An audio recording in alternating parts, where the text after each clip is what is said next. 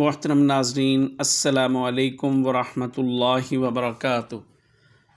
میں ہوں حکیم حافظ سید صلاح الدین اور آپ دیکھ رہے ہیں میرا یوٹیوب چینل سید ہربل کلینک۔ آج ہمارا موضوع یورک ایسڈ کی زیادتی کی وجہ سے جوڑوں میں ہونے والی دردیں اور تکالیف ہیں۔ یورک ایسڈ دو لفظوں یورک اور ایسڈ سے مل کر بنا ہے۔ یورک کے معنی پیشاب اور ایسڈ کے معنی تیزاب کے ہیں، یعنی وہ کیفیت جب پیشاب میں تیزابیت بڑھ جاتی ہے یورک ایسڈ کہلاتا ہے۔ عام طور پر وہ لوگ جن کے گردے پیشاب کو صحیح طور پر فلٹر نہیں کر سکتے، ان کے خون میں تیزابیت یعنی یورک ایسڈ کی مقدار زیادہ ہو جاتی ہے۔ یہ خون جب سرکولیشن کے دوران جوڑوں کی طرف جاتا ہے تو اس میں موجود یورک ایسڈ جوڑوں کے درمیان موجود چکنائی کو کم کر دیتا ہے، جس سے جوڑوں میں خشکی پیدا ہو جاتی ہے اور یہ خشکی درد کا احساس پیدا کرتی ہے اور چلنا پھرنا مشکل ہو جاتا ہے۔ مردوں میں یورک ایسڈ کی نارمل مقدار 2 تا 8 ملی گرام فی ڈیسی لیٹر ہو اور عورتوں میں 2 تا 6.6 ملی گرام فی ڈیسی لیٹر ہوتی ہے۔ جو لوگ اس مرض میں مبتلا ہو جاتے ہیں ان کا مزاج عضلاتی اعصابی یعنی خشک سرد ہوتا ہے۔ یہ بات مشاہدے میں آئی ہے کہ بعض لوگوں کے جسم میں جب یورک ایسڈ 8 سے کم ہو تو پھر بھی جسم میں دردیں شروع ہو جاتی ہیں۔ اس کا سبب بھی یورک ایسڈ ہی ہوتا ہے۔ ہم اس بیماری کی وجوہات بیان کرتے ہیں۔ وہ لوگ جو اینٹی بائیوٹک ادویات لمبے عرصے تک استعمال کرتے ہیں اس بیماری کا شکار ہو جاتے ہیں۔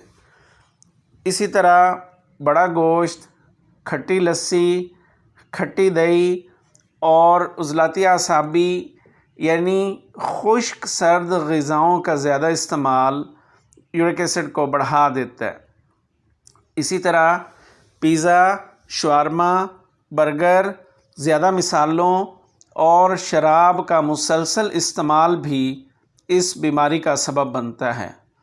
وہ لوگ جو بہت زیادہ پیٹ بھر کر کھانا کھاتے ہیں ان کے معدے میں غذا خمیری ہو کر اس بیماری کا سبب بنتی ہے۔ کسی بھی بیماری کا علاج سے پہلے صحیح تشخیص کرنا بہت ضروری ہے۔ اگر نبض کو چیک کیا جائے تو اس مریض کی نبض اوپر، سخت، تیز اور لمبائی میں 2 سے 2.5 انگلیوں تک ہوگی۔ اس کے پیشاب میں سرخی زیادہ ہوگی۔ یورک ایسڈ کی زیادتی کی وجہ سے مریض کے جوڑوں میں سوجن اور دردیں ہو جاتی ہیں۔ پاؤں کے انگوٹھوں، خاص طور پر دائیں انگوٹھے میں بہت زیادہ درد محسوس ہوتا ہے۔ جوڑوں میں سے چلتے ہوئے آوازیں آتی ہیں اور بعض دفعہ گردوں میں پتھریاں بھی بن جاتی ہیں۔ یورک ایسڈ کی زیادتی والے مریض کو غدی، عضلاتی اور غدی اعصابی یعنی 4 اور 5 نمبر غذائیں استعمال کروائیں۔ غذائی چارٹ کا لنک ڈسکرپشن میں موجود ہے، نسخہ نوٹ فرما لیں۔ اجوائن 100 گرام، پودینہ 50 گرام، گندھک آملہ سار 50 گرام۔ تمام ادویات کو باریک پیس کر سفوف بنا لیں۔ چائے والا چمچ صبح، دوپہر، شام استعمال کریں۔ نسخہ نمبر 2 نوٹ فرما لیں۔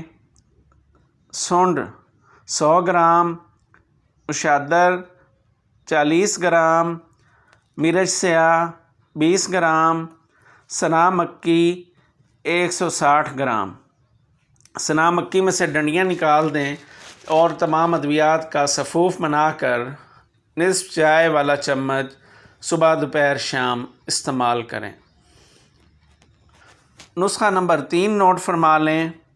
ہنزل 30 گرام، رائی 30 گرام، گندھک آملہ سار 30 گرام، نصف چائے والا چمچ صبح دوپہر شام استعمال کریں۔